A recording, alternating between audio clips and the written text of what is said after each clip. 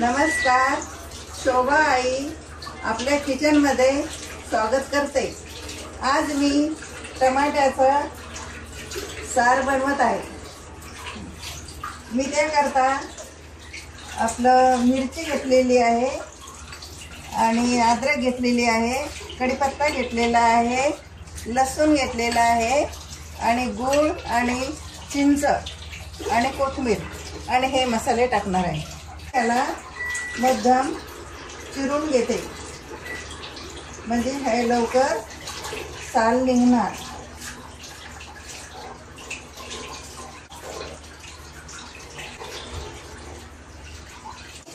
शिजवून घेते।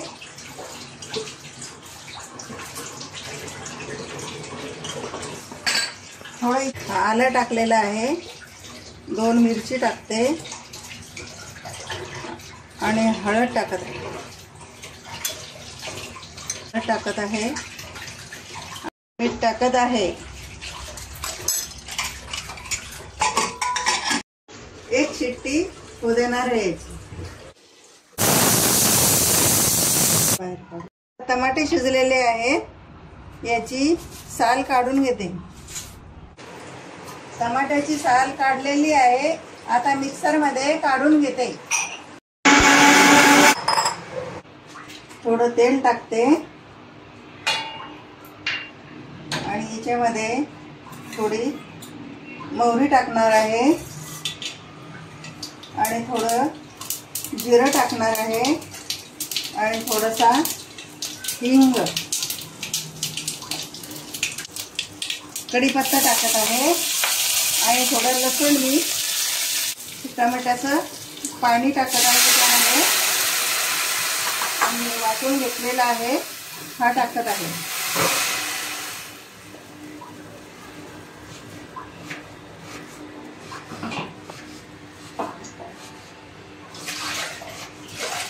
याच्यामध्ये पाणी टाकत आहे।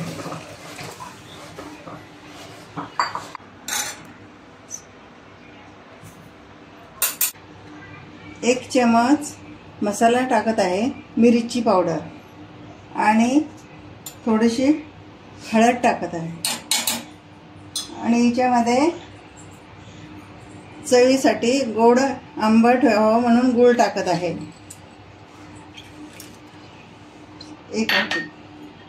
एक वाटी चिंचाचं पाणी केलेलं आहे ते याच्यामध्ये टाकत आहे आणि खट्ट मिठा हा सार आहे, टमाट्याचा सार। याला 4-5 मिनिटं उकळून घेते। यामध्ये थोडी कोथिंबीर टाकते।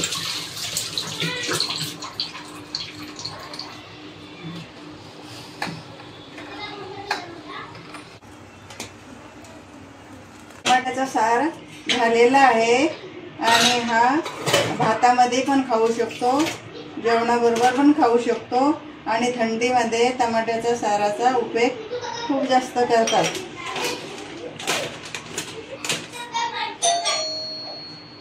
टमाट्याचा सार झालेला आहे, गरमागरम।